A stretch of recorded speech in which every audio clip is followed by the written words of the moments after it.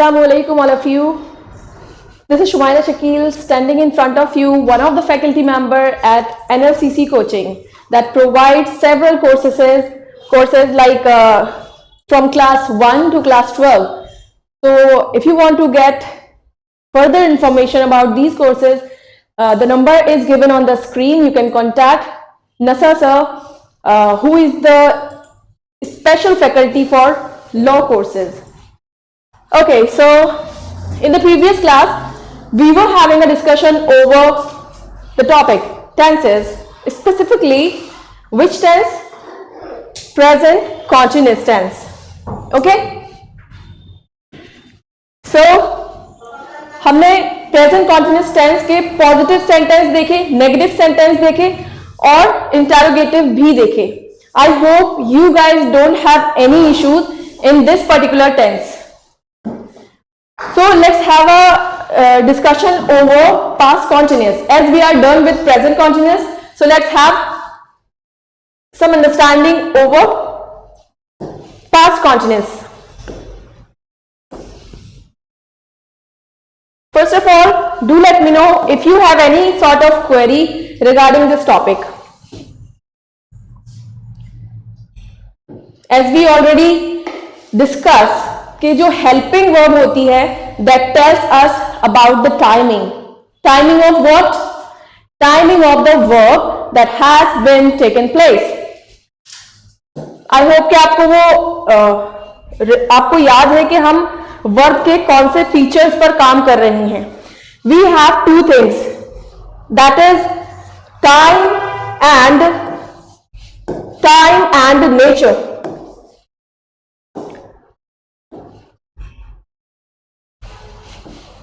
We were focusing these two concepts or the features of what? Verb. That is time and nature.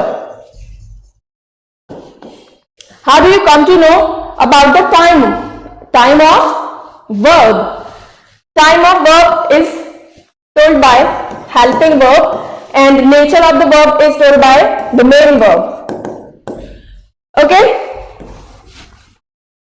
So past अगर timing अगर हमें पता है, time हमारी तीन टाइप की टाइमिंग थी, आज, बीता हुआ कल, आने वाला कल. If you know about any further timing then do let me know. So past continuous, जैसे मैंने कहा पास्ट कॉन्टिन्यूअस, तो कॉन्टिन्यूअस सुनते ही आपके दिमाग में ये V4 की बात तो आ गई होगी. हमने कल जो मेन वर्ब ली थी that was working and today is staying. If you take at the place of subject I किसके साथ जाएगा? I was sleeping. Okay, if you take I की जगह he, so he is a singular subject and was is a singular verb. So he was sleeping. If you want to take she at the place of subject, then she was sleeping. As she is a singular subject and was is a singular verb, so they incorporate with each other. Now, if you want to take some plural word at the place of subject, like we, they, you, और अगर हमें दो नाम लेने, that is Raj and Rohan. So Raj and Rohan or we were sleeping. Raj and Rohan were sleeping. You were sleeping. They were sleeping. Okay? So when the subject is plural, then you have to take a plural verb, that is were. There are only two helping verbs in past continuous tense. Unlike present continuous tense, because in present continuous tense there were three helping verbs: is, am, are. I hope it is clear. So आप past continuous का इस्तेमाल कब करेंगे? जब आपको दिखाना होगा past में कोई काम लगातार हो रहा था, आप देख रहे थे, वो मार रहा था, वो खा रहा था, वो सो रहा था, जैसे हमने कहा, या वो बता रही थी. इस टाइप के जो भी सेंटेंस होंगे पास्ट कॉन्टिन्यूअस में चलेंगे. Okay, so we are done with present continuous tense. Now past continuous tense. जैसे आपने प्रेजेंट कॉन्टिन्यूअस टेंस में इंटरोगेटिव सेंटेंस बनाया था हेल्पिंग वर्ब और मेन वर्ब के बीच में नॉट को बिठाकर, ऐसे ही यहां भी रहेगा. I was not sleeping, you were not sleeping, they were not sleeping, we were not sleeping, Raj and Rohan were not sleeping. Okay, so we are done with negative sentence as well. Now let's move on to the interrogative one. How do you make interrogative sentence? I hope you can recall that just placing the helping verb before the subject, you can make interrogative sentence. Like, was I sleeping? The positive sentence was I was sleeping. Isn't it? अभी कुछ minute पहले ही किया है. जब मुझे इसका negative बनाना था तो मैंने यहां नॉट कर दिया था. अब मुझे क्या करना है? Interrogative. So what will I do? I just put this was, that is the helping verb, before the subject. So was I sleeping? Question mark. And if you want to also introduce the negation in this question mark sentence or the interrogative sentence, what would you do? Was I not sleeping? Means after the subject you will introduce that not. And we discussed two type of interrogative sentence. The one which starts with a helping verb, and the sentence which start with a helping verb called as कौन से वाले question? Close ended or open ended? Pause the video for a while and give me the answer. I'm sorry.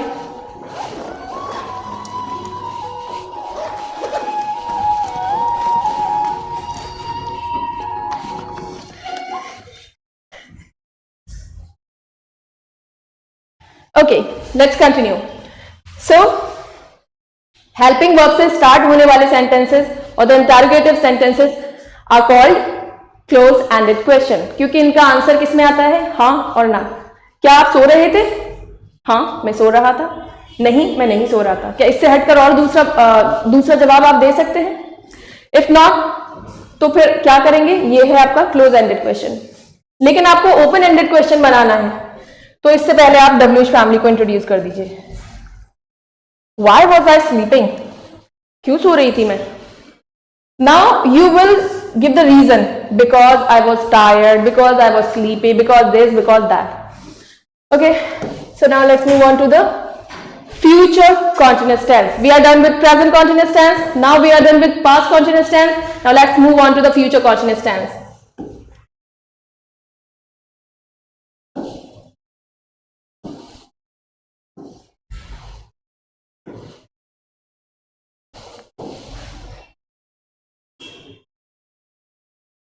Okay, as the word depicts you, future, you already know when you hear the word continuous, what will come into your mind? What will come into your mind, by the way? When you hear the term continuous, जब भी आप continuous term को सुनेंगे, V4 आपके दिमाग में रहनी चाहिए. तो चले, दिमाग में तो आ गई. क्या हमें सामने भी दिख रही है? बिल्कुल दिख रही है. देखिए, वेटिंग है यहां पर. Weight plus ing, waiting. Waiting, and then again waiting. In modern English आप will सबके साथ लगा सकते हैं, लेकिन आप कुछ किताबें अगर छानेंगे तो वहां shall भी आपको दिखेगा. बोलने में तो will ही रह गया है, shall जो है बहुत ही कम लोग यूज करते हैं. But still, let me tell you where you will use shall and will. शैल और विल अपने आप में दो मॉडल वर्ब भी हैं, लेकिन फ्यूचर जैसी कोई बात बतानी है तो these two words are use for the futuristic thing. When your subject is I और we, in that situation you have to use this term shall. And if your subject is other than I और we, then you will use what? This will. Other than I और we means he, she, it, they, etc. Okay, इनका अगर futuristic बात से हटकर दूसरा use किया जाए तो ये इंटरचेंज भी हो सकते हैं. इंटरचेंज इन विच सिचुएशन? अगर आपको कोई कमांड देनी है तो उस कमांड के केस में आप ये नहीं कहेंगे, मान लीजिए मैंने कहा you will go there, I said you will go there, मैं ऑर्डर दे रही हूं, तो in that situation I would say you shall go there. कितने लोगों ने यू के साथ शैल को देखा है? हमेशा यही देखा होगा ज्यादातर केसेस में, you will go there, I को तो नहीं लेते, well she will go there. लेकिन अगर मैं कमांड दे रही हूं या फिर यहां मेरा डिटर्मिनेशन शो कर रही हूं मैं, तो शी शैल गो देयर, मैं विल को शैल से रिप्लेस कर दूंगी. ही के साथ शैल भी यूज किया जा सकता है. ये एक अलग कॉन्सेप्ट है जो कि हम मॉडल्स में देखेंगे. फ्यूचर वाली बात के लिए फिलहाल हम यहीं पर स्टक रहते हैं. लेकिन एक क्वेश्चन है मेरा, क्या आप लोग मुझे बताइए कितने लोगों ने ये स्ट्रक्चर देखा है अपनी डेली लाइफ में? Have you seen? यू के साथ शैल, शी के साथ शैल, ही के साथ shall. No, there is a concept. Okay, so I was discussing future continuous. जब हमने देखा कॉन्टिन्यूअस की बात आ रही है तो I used V4.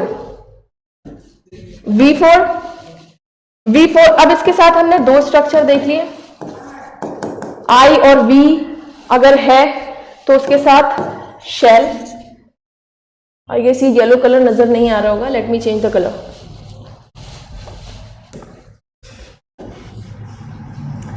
So I और V के साथ आप क्या लगाएंगे? शैल, विल. फ्यूचर वाला जब भी टेंस आप पढ़ेंगे तो ये दोनों तो आपको मिलेंगे ही मिलेंगे, विल और शैल.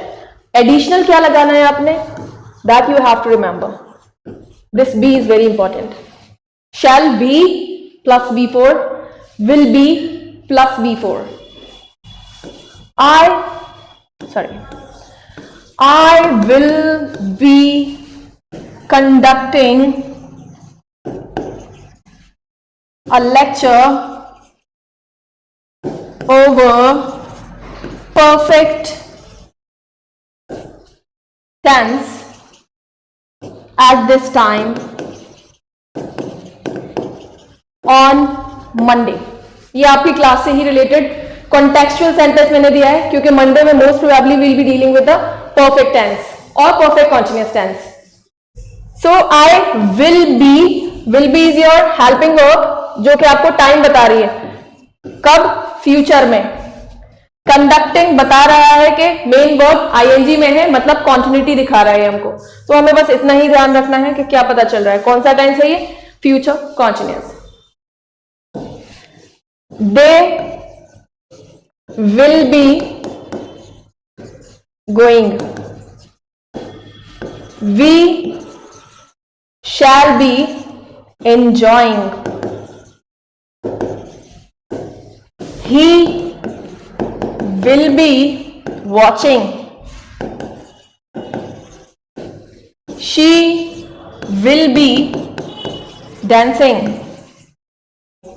So I hope you got the point what I want to convey. If you want to make the sentence interrogative or negative, let's make the sentence negative first. They will not be going. We shall not be enjoying. He will not be watching. She will not be dancing. And if you want to make the sentence interrogative, then you just have to make sentence, you just have to put this will before the subject. That is, will they be going? Again, shall we be enjoying? Will he be watching? Question mark.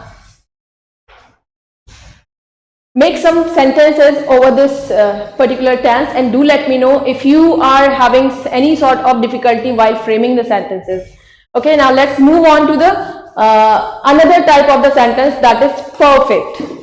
Continuous के बारे में I hope कि आपको समझ आ गया है कि continuous tense को हम कब यूज करेंगे. Let's move on to the another type, that is perfect tense. Perfect tense आपने कब किया था? परफेक्ट टेंस में हम क्या करते हैं, किस सिचुएशन में हम इसको यूज करते हैं? Yesterday I discuss with you, जब भी कॉन्टिन्यूस टेंस की बात आएगी V4 विल बी देयर, जब भी परफेक्ट टेंस की बात आएगी V3 will be there. I have a question, that is how will you differentiate between V2 and V3?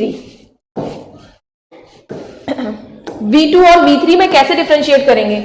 मैंने कहा लुक की V2 लुक्ड और V3 भी लुक्ड. कैसे पता चलेगा कहां पर V3 है और कहां पर V2 है? Pause the video, think about it and do let me know in the comment section.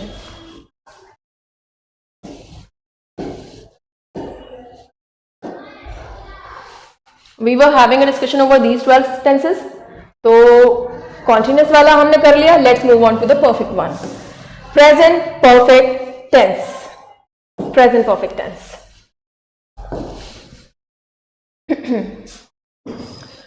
Present perfect. Perfect हमें क्या बताता है कि काम पूरी तरीके से हो चुका है. जैसे अभी हमारा टाइम हो रहा है 5:32 या 33 है ना, 33 और 32. तो मैंने चाय पी है. इमेजिन कर लेते हैं 5:25 पर मैंने चाय पी ली, लेकिन मैं पीकर खत्म कर चुकी हूं. बट उस चाय का इफेक्ट अभी मुझ पर है, मतलब डाइजेस्ट नहीं हुई है, उसका इफेक्ट मुझ पर है. तो रिसेंटली ही काम कंप्लीट हुआ है, परफेक्टली मैंने कंप्लीट उसको कर दिया. ऐसा नहीं है कि आधी चाय पी और अभी मुझे पीनी बाकी है. परफेक्ट से मतलब आई होप समझ आया कि जब काम पूरी तरीके से हो जाए.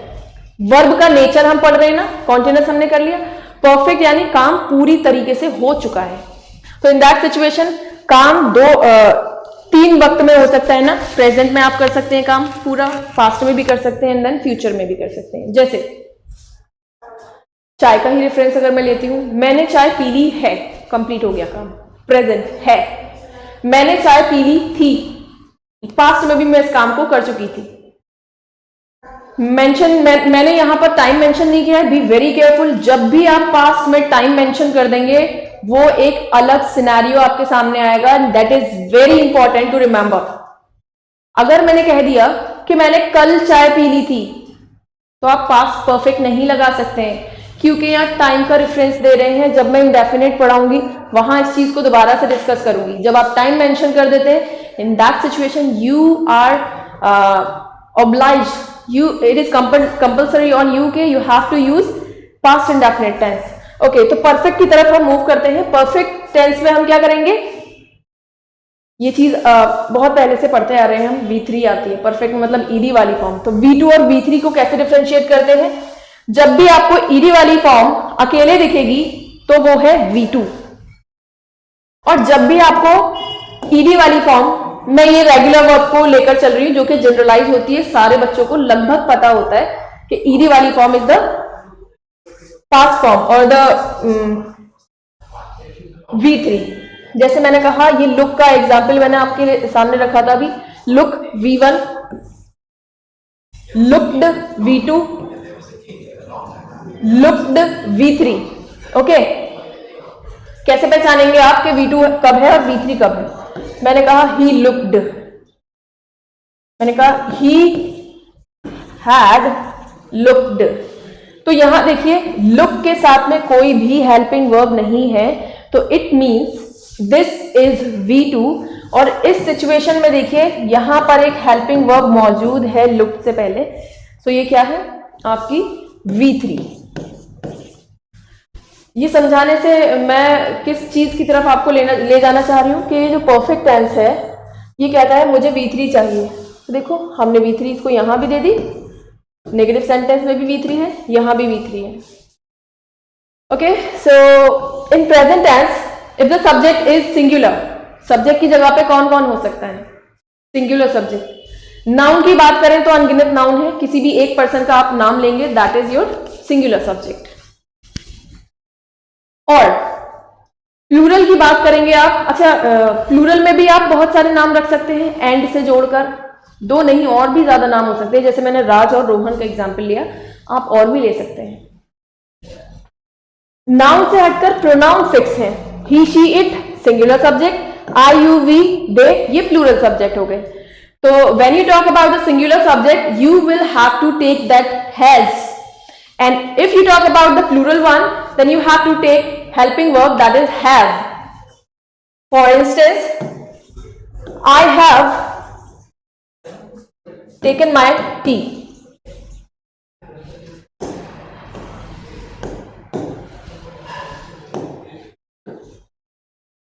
Taken,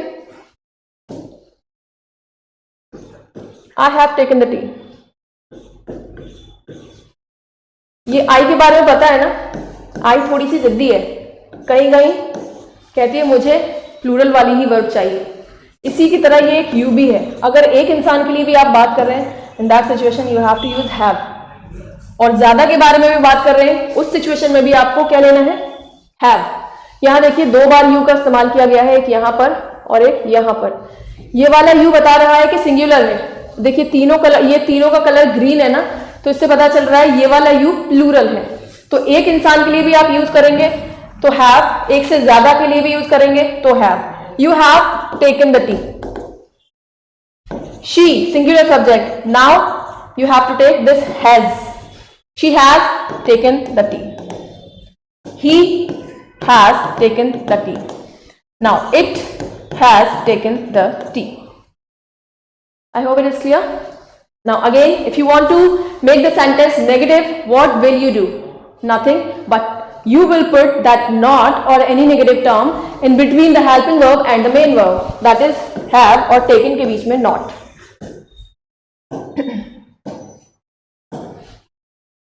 have और taken के बीच में not. You have not taken the tea. She have not taken the tea. तो she को अब दोबारा से tea देनी पड़ेगी, उसने नहीं लिया। He had not taken the tea. And again, if you want to make the sentence interrogative, then you will put this helping verb here before the subject, that is it. Has it taken the tea? Question mark. So we are done here with the present perfect tense. Let's move on to the past perfect tense. Present past future, बस यही तो बदल रहा है, perfect तो अपनी जगह कायम है ना। सो जनरलाइज कर सकते हैं आप,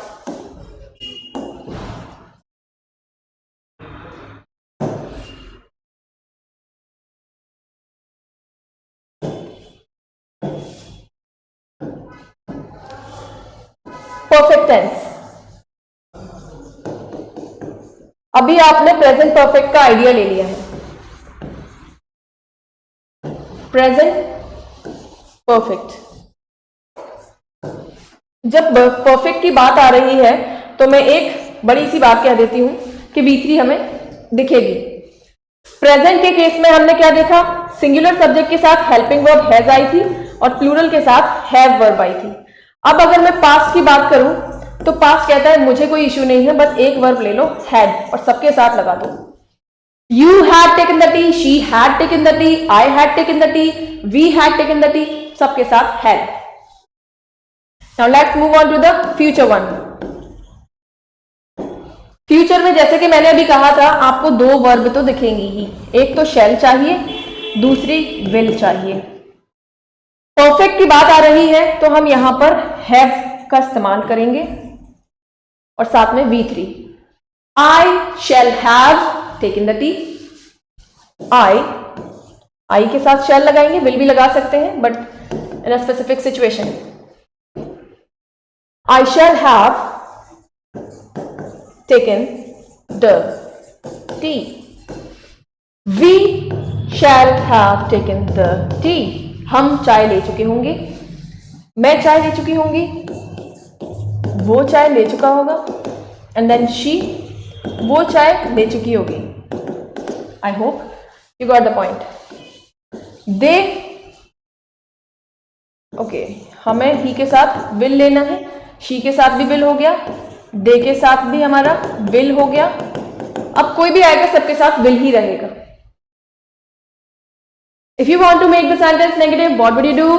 Recall the previous concept and make the sentence. Let me do one for you.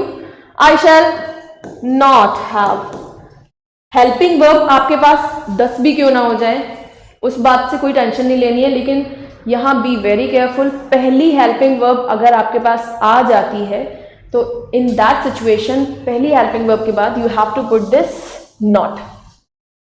ऐसे नहीं करना है कि I shall have not taken the T, no, it will be wrong. पहली हेल्पिंग वर्ब के बाद you have to put that negation, negative verb. Okay, now let's move on to perfect continuous tense. Okay, perfect continuous tense very important one because इस sentence इस type के tense से आपको सवाल मिल सकता है। मैंने आपको कल एक जनरल इंट्रोडक्शन में भी बताया था जब हम टेंस पढ़ रहे थे, परफेक्ट कॉन्टिन्यूअस टेंस का हम इस्तेमाल कहाँ करते हैं। In the first very first lecture of tense, perfect continuous, जिसमें मैंने आपसे सवाल किया था, मैंने कहा आप मेरी मैं पढ़ा रही हूं। I don't remember the exact dialogue और sentence that I put forward in front of you in the very first lecture. Let me introduce another sentence, that is she is eating.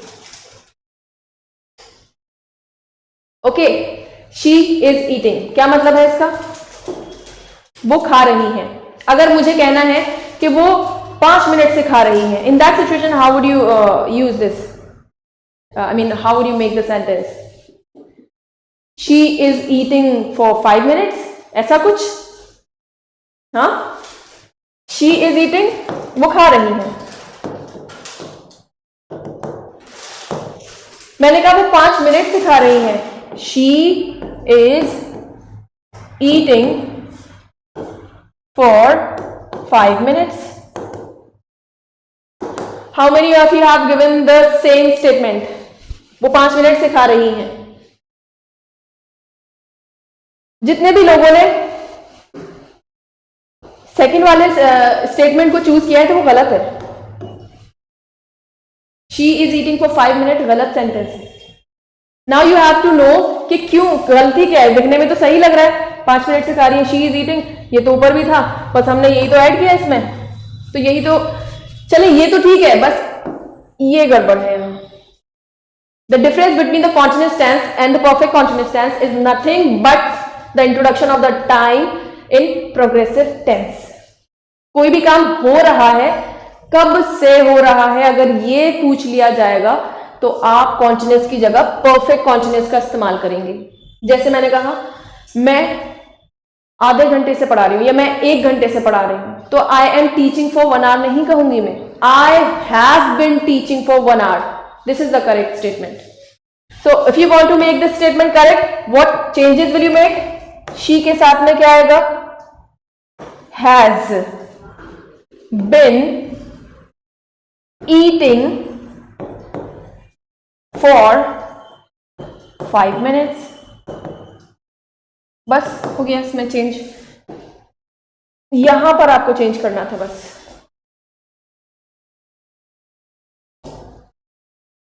जब परफेक्ट कॉन्टिन्यूअस की बात हम करते हैं तो time को जब आप इंट्रोड्यूस करते हैं उसके साथ में एक फॉर और सिंस की कहानी बड़ी परेशान करती है कि फॉर कहां लगाएं और सिंस कहां लगाएं। तो दोनों में से अगर एक जान लेंगे तो दूसरे की कहानी तो थोड़ा समझ में आ जाएगी कि हाँ एक हमें पक्का पता है, दूसरे का नहीं पता है। तो एक काम कीजिए, सिंस के बारे में जान लीजिए आप। सिंस कहां लगाना है इसकी अंडरस्टैंडिंग बहुत अच्छे से कर लीजिए। सिंस आप लगाएंगे जब आपको एज फॉर स्टार्ट वाला टाइम पता चल जाएगा। स्टार्टिंग, मैंने कहा कि मैं 1 घंटे से पढ़ा रही हूं, क्या मैंने ये बताया था कि कौन सा घंटा था? वो नहीं बताया था। लेकिन अगर अब मैं कहती हूं कि मैं 5 बजे से पढ़ा रही हूं, तो मैंने स्टार्टिंग पॉइंट बताया है ना 5 बजे से। अब ऐसा नहीं कि हो सकता है 1 से 2 पढ़ाया मैंने, या 1 से 2 बजे तक पढ़ा रही है, 2 से 3 तक पढ़ा रही है। No, I have given you the starting point. कब से पढ़ा रही हूं मैं? 5 बजे से। तो एस से स्टार्ट, एस से स्टार्ट, एस से सिंस, दोनों के बीच में लिंक सेट हुआ।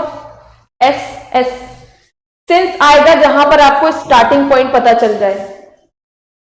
हम अलीगढ़ में 2006 से रह रहे हैं। आए, अच्छा हम बोला है तो हम वी ले लेते हैं। We have been living in Aligarh since 2006। क्योंकि मैंने आपको स्टार्टिंग पॉइंट बता दिया। कब से? 2006 से। अब आप 2006 से 2024 तक का एक पीरियड इमेजिन कर सकते हैं कि कितना वक्त हो गया। मान लीजिए अभी मैं यहां लिख देती 2005 से रह रहे हैं, तो कितना टाइम हो जाता मुझे? 20 साल। इसके लिए मैं क्या कहूंगी?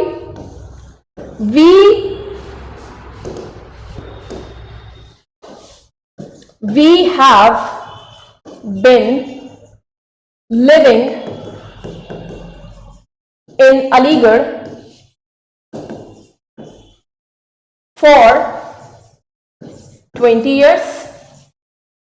In this situation मैंने मेंशन नहीं किया है कि कौन से 20 साल, 2000 से 2020 या फिर 1920 से 1940 या जो भी है आपका। यहां मैंने सिर्फ आपको एक ड्यूरेशन बताया है, एक पीरियड बताया है। तो जब कोई पीरियड की बात की जाएगी, एक ड्यूरेशन की बात की जाएगी, तो आप फॉर का इस्तेमाल करेंगे।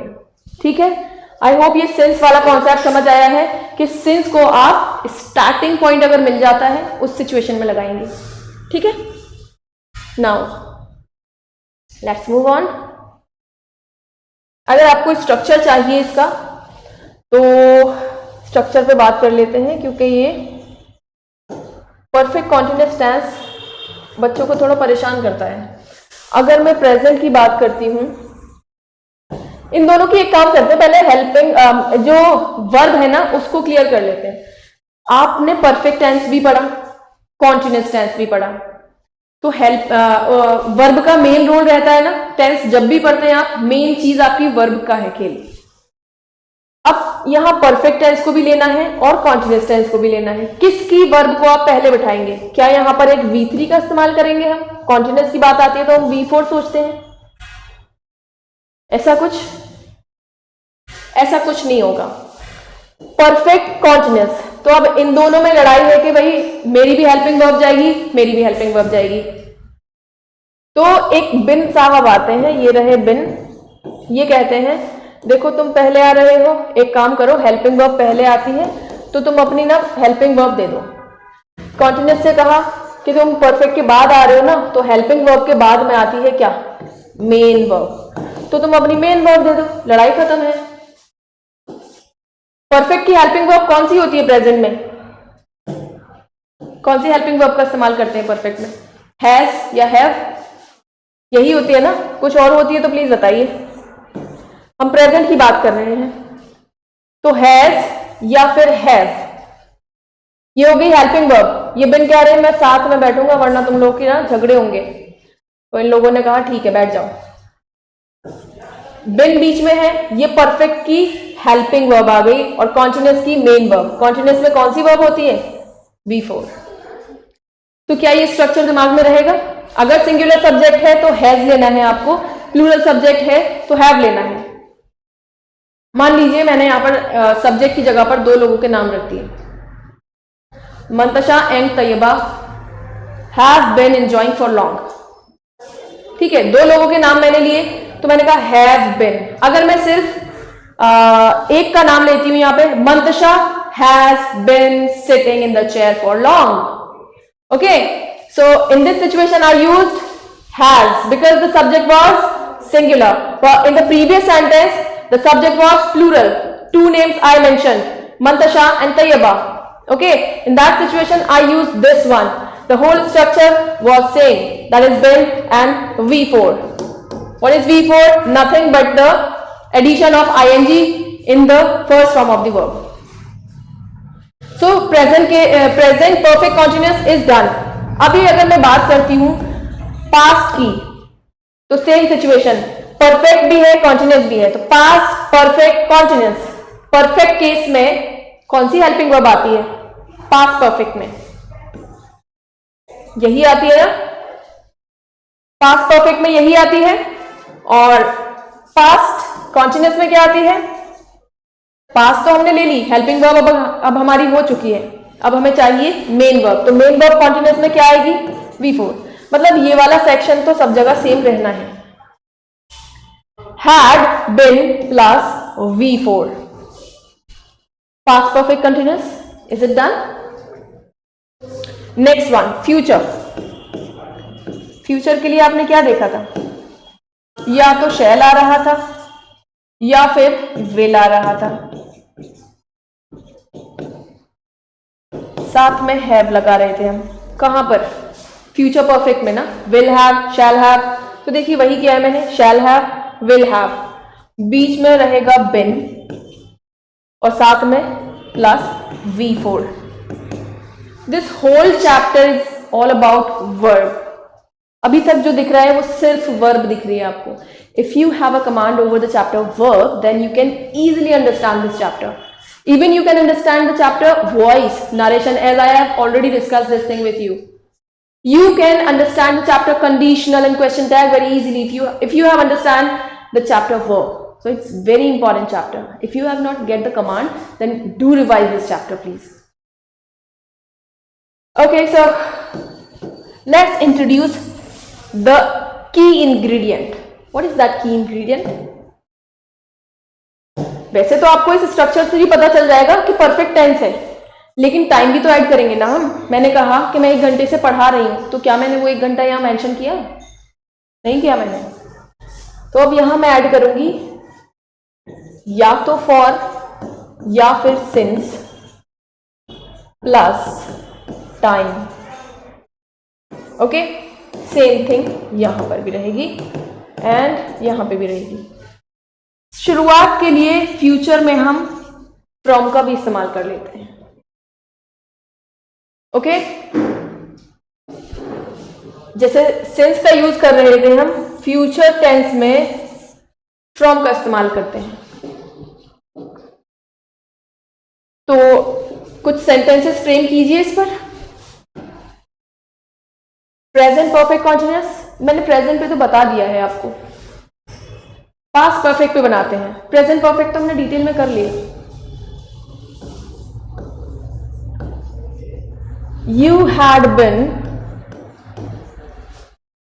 बीटिंग हिम, हर को नहीं पढ़वाएंगे भैया। You had been beating him for few minutes. चलिए फ्यू की जगह कुछ नंबर कह देते हैं। फॉर 2 hours, ठीक है। अगर मुझे इसका नेगेटिव बनाना है तो you had not beaten, you had not bin beating him for 2 hours। तो मैंने इस नॉट को कहां बिठाया है? इस हैड, पहली हेल्पिंग वर्ब जब मुझे नजर आ गई, मैंने वहीं के मतलब पहली हेल्पिंग वर्ब के तुरंत बाद मैंने नॉट को बिठा दिया है। यू के बाद अब मैं ले लेती हूं she. She had been drawing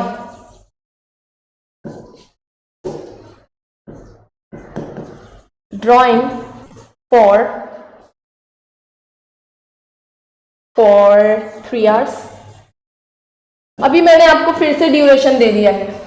अब मैं ड्यूरेशन नहीं बता रही, मैं आपको टाइम बता रही हूं, point of time. She had been drawing since 1 PM। कब से? 1 बजे से। एग्जैक्ट टाइम पता चल गया, स्टार्टिंग टाइम पता चल गया आपको। अब ऊपर वाले सेंटेंस को जरा इमेजिन कीजिए, क्या ऊपर वाले सेंटेंस में आपको स्टार्टिंग पॉइंट पता चल रहा था कि कब से बना रही हूँ ड्राइंग? मुझे तो नहीं पता चल रहा था। वेल, अगर आपको पता चल रहा है तो मुझे बताइएगा। यहां बस बता दिया था कि ड्यूरेशन कितना टाइम हो गया उसको, कितना? 3 घंटे। कब से? कब से बना रहे हैं? 1 बजे से। तो अगर आपको 3 घंटे का ड्यूरेशन निकालना है तो उसमें 3 ऐड कर दीजिए, मतलब उन्होंने ड्राइंग कब तक बनाई, कितनी देर हो गई? 4 बजे तक आप इस चीज को इमेजिन कर सकते हैं। स्टार्टिंग पॉइंट बताने के लिए since, again I am emphasising this point because students make errors in this type of particular sentences कि सिंस के साथ कभी कभार ड्यूरेशन ऐड कर देते हैं which is totally wrong. Okay, अब मुझे नेगेटिव सेंटेंस बनाना है इसी का, तो she had not been drawing since 1 PM। अगर मुझे इसका इंटरोगेटिव बनाना है तो had she been drawing for 3 hours। WH family अगर मुझे ऐड करनी है तो बस क्यों बना रही थी वो 3 घंटे से ड्राइंग, ठीक है जी। पास्ट परफेक्ट कॉन्टिन्यूअस क्लियर हुआ। कल टेंसेस के स्पेशल केस देखने वाले हैं, तो आज जो भी बेसिक अंडरस्टैंडिंग आपको समझ आई है तो उसको कंप्लीट कीजिएगा। इंडेफिनिट के साथ स्पेशल केस पढ़ेंगे टेंस के। फ्यूचर परफेक्ट कॉन्टिन्यूअस पे एक सेंटेंस बना लेते हैं क्योंकि पास्ट और प्रेजेंट पे हो गया है हमारा। सब्जेक्ट में अगर आई और वी है तो हम लगाएंगे शेल, आई शेल और वी शेल हैव। ये हम हैव क्यों लगा रहे हैं? हैज नहीं लगा सकते? नहीं लगा सकते हम हैज, क्योंकि जो शैल है ये अपने आप में एक मॉडल वर्ब है और मॉडल वर्ब हमेशा वर्ब की फर्स्ट फॉर्म अपने साथ लेते हैं। Got it. बहुत सारे लोगों की क्वेरी आती है कि मैम हम जो है शी विल हैज क्यों नहीं कहते हैं, क्योंकि शी तो सिंगुलर है, तो शी के साथ हैज क्यों नहीं लगा रहे हैं? क्योंकि ये शैल या फिर आप विल की भी बात करें तो वो अपने साथ वर्ब की फर्स्ट फॉर्म ही लेंगे हैव, जो कि हमने प्राइमरी हेल्पिंग वर्ब में देखा था, हैज, हैव, हैड। अगर मैं यहां ही रख देती हूं तो ये ही विल हैव। अगर मैं यहां पर शी रख देती हूं, शी विल हैव और it will have, they will have, Sita will have, again Raj and Rohan will have। Helping verb वाला काम हो गया। बिन भी लगाते हैं मैम परफेक्ट कॉन्टिन्यूअस में, तो ठीक है लगा लेते हैं been. I shall have been eating for 1 hour।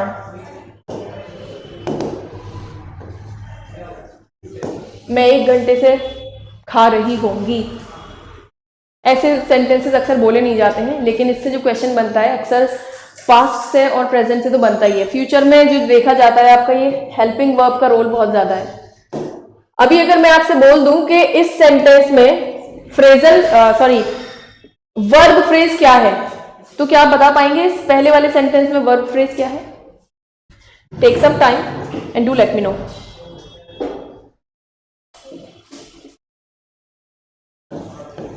Verb phrase मैंने आपको बताया था कुछ नहीं है, फ्रेज का मतलब होता है लफ्जों का समूह जिसमें सब्जेक्ट और वर्ब नहीं होना चाहिए, ठीक है। मैंने कहा वर्ब फ्रेज यानी एक वर्ड से ज्यादा है। नो, हमारी ये हेल्पिंग वर्ब है, ये भी हेल्पिंग वर्ब है, ये भी हेल्पिंग वर्ब है, ये मेन वर्ब है, तो सारी वर्ब ही तो है ये। देखिए वर्ब का जोड़ा है पूरा, एक वर्ब नहीं है वहां पर। कितनी है? 1 2 3 4, 4 वर्ब है। तो ये क्या हो गया? वर्ब फ्रेज हो गया। फ्रेजल वर्ब अलग होती है,